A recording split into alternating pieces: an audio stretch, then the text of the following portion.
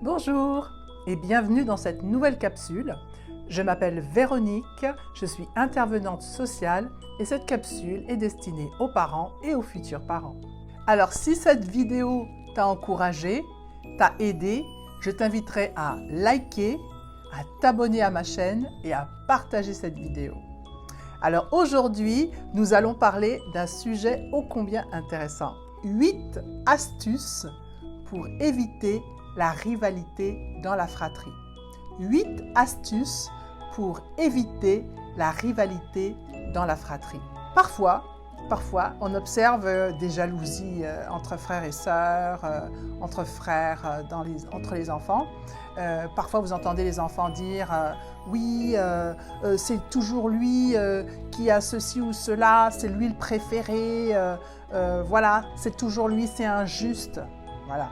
Donc ça, souvent, c'est le témoin qui a des frottements, des rivalités entre les enfants. La Bible est truffée de récits où il y a eu des problèmes dans les fratries. Par exemple, si on regarde en Genèse 4:8, vous avez le récit de Caïn et de Abel. Et la parole nous dit en Genèse 4:8, « Cependant, Caïn dit à son frère, « Sortons. » Quand ils furent dehors, Caïn se jeta sur son frère Abel et le tua. Vous avez un autre passage d'une fratrie comme ça qui était en chicane dans Genèse 27, verset 41. Ésaü prit Jacob en haine à cause de la bénédiction qu'il avait reçue de son père et il se dit en lui-même, « La mort de mon père n'est pas loin, alors je tuerai Jacob mon frère. » Et puis vous en avez d'autres encore, vous avez le fils prodigue qui jalouse son frère, etc., etc. Il y en a plusieurs. Alors qu'est-ce que ça nous évoque? Oui, c'est vrai qu'il peut y avoir des distensions dans les familles, entre les frères et sœurs, dans les fratries. Ça peut aller très très loin. Et c'est important justement d'apaiser tout ça. C'est important d'apaiser les relations entre les enfants pour éviter les débordements. Parce que justement les conséquences, ça peut être la violence, ça peut être la haine, ça peut être des distensions. Ce n'est pas obligé que ça arrive toujours jusqu'à de tels niveaux d'intensité. En tout cas, j'ai quelques astuces pour vous pour éviter qu'il y ait des débordements. Par exemple, la première astuce. Nos enfants ne sont pas des clones, il faut le comprendre. Nos enfants ne sont pas des clones et c'est vraiment important de valoriser leurs différences. Et j'invite tous les parents à valoriser la différence de leur enfant, la particularité, parce que ce n'est pas un handicap. Il faut vraiment en prendre conscience. Vous pouvez avoir l'artiste de la famille, vous pouvez avoir l'intello de la famille, vous avez aussi le sportif de la famille, le comique de la famille, mais c'est très bien. C'est très bien, les enfants sont tous différents, ils apportent leur spécificité. La deuxième astuce, c'est d'éviter les comparaisons. Oh, ça, c'est vraiment un écueil de beaucoup de parents. Ton frère a tout mangé, il est déjà prêt, ta soeur s'est déjà habillée, toi tu traînes, tu es toujours en retard, etc. Les comparaisons, vraiment, c'est à éviter. Troisième astuce, évitez toujours de demander aux plus vieux d'être responsable pour les plus jeunes. Oui, par exemple, le plus vieux, souvent, il est un petit peu tanné qu'on lui remette toutes les responsabilités. C'est lui qui doit être le plus parfait. Il a le droit d'avoir son petit grain de folie. Il a le droit de ne pas être parfait. Il a le droit aussi, lui, de ne pas être parentifié. Ce n'est pas un parent, c'est un enfant. Mais il est le plus âgé, c'est vrai. Mais il ne faut pas à chaque fois ça devienne une raison pour lui faire porter toute la responsabilité. Du moins, ça peut arriver, mais il ne faut pas que ce soit trop fréquent.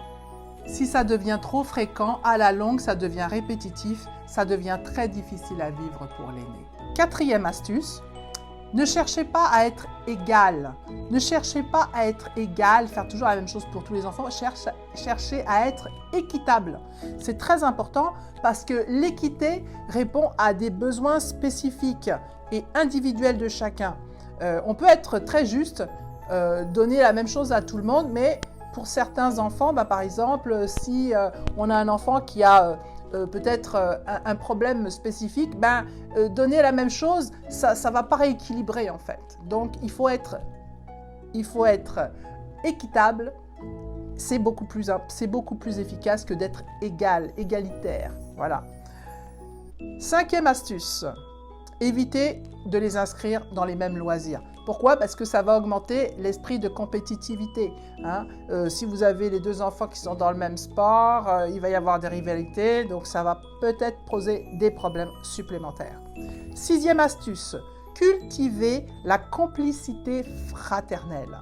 Très important que les enfants puissent avoir des moments d'échange et de partage ensemble et qu'ils ne se sentent pas des ennemis. Ou ça peut arriver des petits désaccords, c'est certain, hein, il y en a toujours, mais il ne faut pas que ça prenne des proportions énormes et puis que ça se transforme en haine. 7e astuce, évitez de toujours prendre parti pour l'enfant le plus faible ou celui qui s'affirme le moins, celui qui a l'air un peu plus doux, délicat, etc. Systématiquement, c'est un problème parce que l'autre va interpréter, l'autre enfant va interpréter cela comme de la préférence. Il va être considéré comme l'agresseur et à chaque fois, si ça se répète, ça va être préjudiciable pour leur relation et puis il va y avoir des distensions parce que l'enfant va avoir le sentiment que l'autre enfant est préféré. Si vous avez un enfant qui est un peu plus extraverti, ce n'est pas un problème, au contraire, c'est simplement vous avez des enfants qui ont un caractère différent. Donc, il ne faut pas qu'il ait l'impression que l'autre frère ou l'autre sœur est préféré et que vous avez plus d'amour pour lui. Le 8e conseil, c'est qu'il ne faut pas récompenser le rapportage. Voilà, donc ce qui peut arriver souvent, c'est qu'il y en a un qui vienne rapporter ce que l'autre a fait.